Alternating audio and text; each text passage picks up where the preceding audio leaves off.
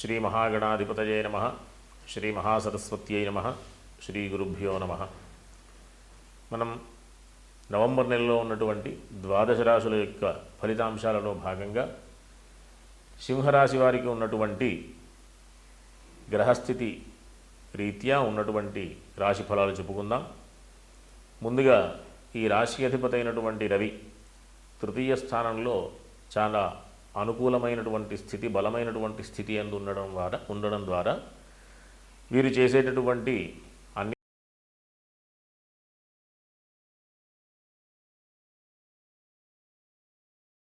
చేయడం ద్వారా ఆనందం ఇవన్నీ కూడా పొందేటటువంటి అవకాశం. అంతేకాకుండా వినోదాలలో పాల్గొనడం, శుభకార్యాలయందు పాల్గొనడం, వాటి యందు ఉన్నటువంటి విశేషమైనటువంటి ఫలితాలన్నీ కూడా పొందడం, సోదర సౌఖ్యం, సోదరులతో చక్కటి విశేషమైనటువంటి అనుబంధాలు, వీటన్నిటికీ సంబంధించినటువంటి విశేషాలన్నీ కూడా ఈ రాశి వారికి 16వ తేదీ వరకు అనుకూలంగా ఉంది. ఈ 16వ తేదీ తరువాత నుంచి రవి యొక్క సంచారం మారడం ద్వారా మధ్యమైనటువంటి ఫలితం ఉండేటటువంటి అవకాశం. ఇంకా ఈ రాశి వారికి అష్టమ శని కాలం కాబట్టి వీరందరూ కూడా ఆరోగ్య విషయంలో ఖచ్చితమైనటువంటి జాగ్రత్తలు అవసరం. సమయానికి ఆహార నిద్ర విషయాలలో అశ్రద్ధ చేయకూడదు. అంతేకాకుండా ప్రధానంగా వృద్ధులకి ఆరోగ్య విషయంలో కొన్ని జాగ్రత్తలు అవసరం.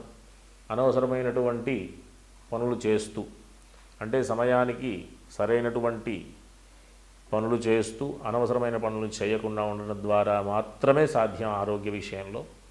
కాబట్టి దైవిక మార్గంలో వెళ్ళాలి అనేటటువంటి విషయంలో అయితే ప్రతిరోజు కూడా ఆదిత్య హృదయం పారాయణ చేయడం ఒకటి, ఇంకొకటి హనుమాన్ చాలీసా పారాయణ చేయడం ద్వారా వీరికి మంచి ఫలితాలు వచ్చేటటువంటి అవకాశం.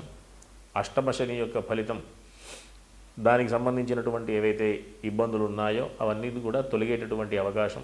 ఒకవేళ అవకాశం ఉంటే అందరూ కూడా నల్ల నువ్వులు దానం చేయడం ద్వారా ఈ అష్టమ శని యొక్క ఫలితాన్ని అధిగమించేటటువంటి అవకాశం ఉంటుంది.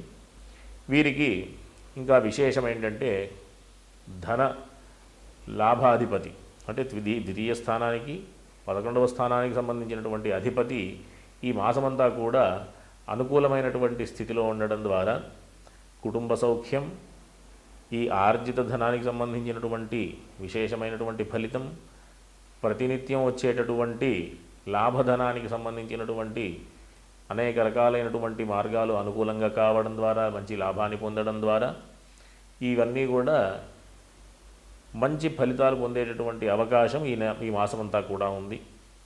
కాబట్టి వీరందరూ కూడా ఇంతేకాకుండా ఉన్నత విద్యలకు సంబంధించినటువంటి విషయంలో కూడా మంచి ఫలితాలు పొందేటటువంటి అవకాశం.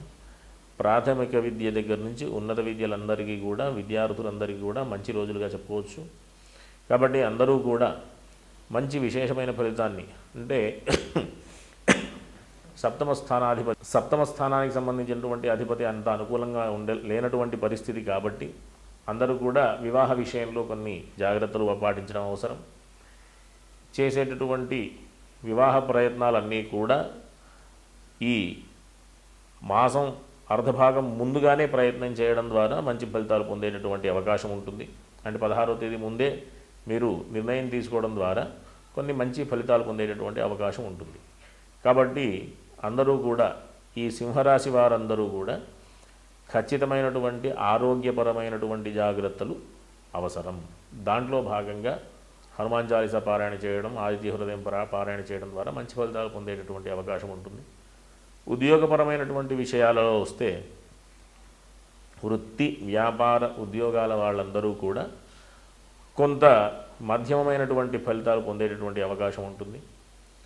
అంతేకాకుండా ఈ మాసం 27వ తేదీ తర్వాత నుంచి అనుకూలమైనటువంటి స్థితి ఉంటుంది. దానికి సంబంధించినటువంటి గ్రహం 27వ తేదీ నుంచి మారేటటువంటి పరిస్థితి కాబట్టి 27వ తేదీ వరకు కూడా ఉద్యోగ విషయాల్లో కాస్త జాగ్రత్తలు, అంత ఇబ్బంది కలిగించేటటువంటి పరిస్థితి కాకపోయినప్పటికీ కూడా కొన్ని జాగ్రత్తలు తీసుకోవడం ద్వారా భవిష్యత్తులో ఉండేటటువంటి ఇబ్బందుల్ని అధిగమించేటటువంటి అవకాశం ఉంటుంది. కాబట్టి ఈ హనుమాన్ చాలీసా, ఆదిత్య హృదయం పారాయణతో పాటుగా లక్ష్మీ అష్టోత్తర స్తోత్రం కూడా పారాయణం చేయడం ద్వారా మంచి ఫలితాలు పొందేటటువంటి అవకాశం ఉంటుంది. కాబట్టి అందరూ కూడా ధార్మికమైనటువంటి మార్గంలో ఉంటూ మంచి ఫలితాలు పొందుతూ ఉండాలని ఆశీర్వదిస్తూ స్వస్తి. శ్రీ మహాగణాధిపతయే నమః. శ్రీ మహాసరస్వత్యై నమః. శ్రీ గురుభ్యో నమః. వాగర్ధావివ సంపృక్తౌ వాగర్ధ ప్రతిపత్తయే జగతః పితరౌ వందే పార్వతీ పరమేశ్వరౌ. మనం ఈ నవంబర్ నెలలో ఉన్నటువంటి మాసం, ప్రస్తుతం నడుస్తూ ఉన్నటువంటి మాసం కార్తీక మాసం. చాలా విశేషమైనటువంటి మాసం ఇది. ఎందుకు అంటే ప్రధానంగా కార్తీక మాసం పేరు ఎందుకు వచ్చింది అంటే పౌర్ణమి నాడు, కార్తీక మాసంలో వచ్చినటువంటి పౌర్ణమి నాడు కృత్తికా నక్షత్రంతో కూడుకున్నటువంటి పౌర్ణమి కాబట్టి కార్తీక మాసం అని పేరు. ఈ కార్తీక మాసం అంటే కృత్తికా నక్షత్రానికి అధిపతి ఎవరు అంటే సూర్యుడు. ఈ సూర్యుడు ఈ కృత్తికా నక్షత్రానికి అధిపతి కాబట్టి ఈ కార్తీక మాసంలో ఉన్నటువంటి ఏ విశేషమైనటువంటి పూజాది కార్యక్రమాలైనప్పటికీ, ఎట్లాంటి సూర్యారాధనలు కానీ, ఎట్లాంటి ఈశ్వరారాధనలు కానీ, ఆ ఆరాధనలు చేయడం ద్వారా శరీరం చక్కగా, ఎట్లా అంటే అనారోగ్యాల నుండి బయటపడి ఆరోగ్యంగా ఉండడానికి కావలసినటువంటి స్థితి మనం పొందేటటువంటి అవకాశం ఈ కార్తీక మాసంలో. మనం సత్యనారాయణ వ్రతంలో వింటూ ఉంటాం. మాఘమాసంలో కానీ, మాధవ మాసంలో కానీ, కార్తీక మాసంలో కానీ విష్ణు ఆరాధన అంటే సత్యనారాయణ వ్రతం చేయడం చాలా విశేషమైనటువంటి ఫలితాన్ని ఇస్తుంది అని. దాంట్లో భాగంగా కార్తీక మాసంలో చేయడం ఎందుకు అంటే అనారోగ్య బాధలు తొలగి చక్కటి ఆరోగ్యాన్ని పొందుతూ మంచి విశేషమైనటువంటి ఆహ్లాదంగా ఉంటూ ధార్మికమైనటువంటి మార్గంలో నడిచేటటువంటి చక్కటి శరీర స్థితిని పొందేటటువంటి ప్రయత్నమే ఈ మాసంలో విష్ణు ఆరాధన చేయడం.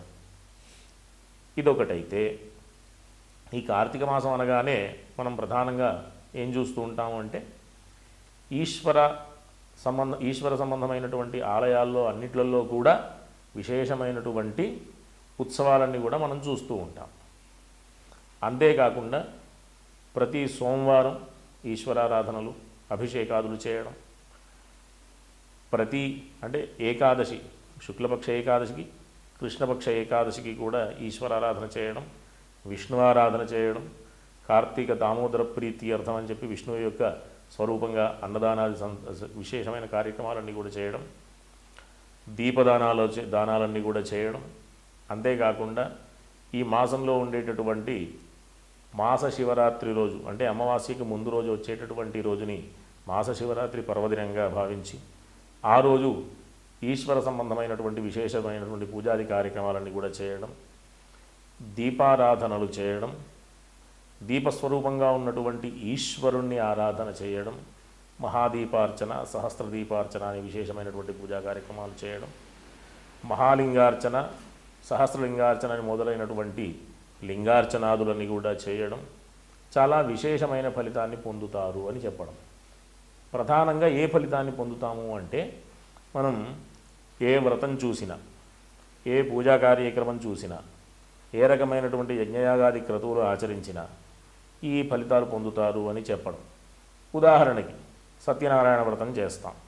దానికి సంబంధించినటువంటి విషయంలో చక్కటి సంతానం, వంశాభివృద్ధి, విశేషమైనటువంటి ఫలితాలన్నీ కూడా మనం పొందుతూ ఉంటాం.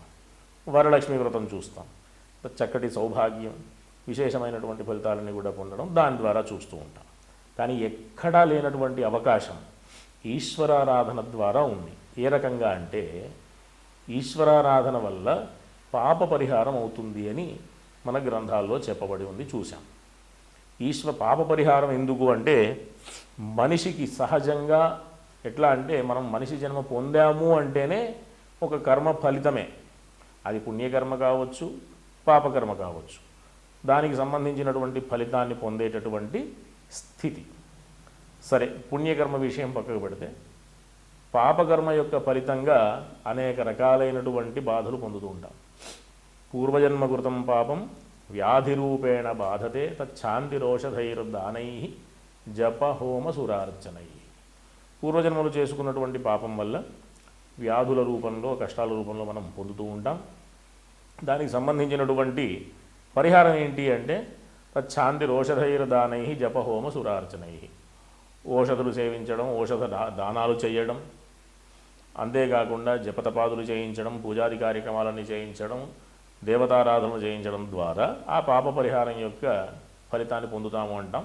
దాంట్లో విశేషమైన కార్యక్రమం ఏంటంటే ఈశ్వరారాధన. తద్వారా మనం ఈశ్వరారాధన చేయడం ద్వారా పాప పరిహారం గావించి ఉన్నటువంటి సమయాన్ని సద్వినియోగం చేసుకునే శరీరాన్ని పొందేటటువంటి పరిస్థితి ఉంటుందన్నమాట. మనం ఈ జన్మలో ఏది పొందాలన్నా, ప్రతిరోజు 2 మెతుకులు నోట్లోకి వెళ్ళాలన్నా మనం పూర్వం చేసుకున్నటువంటి పుణ్య ఫలితమే.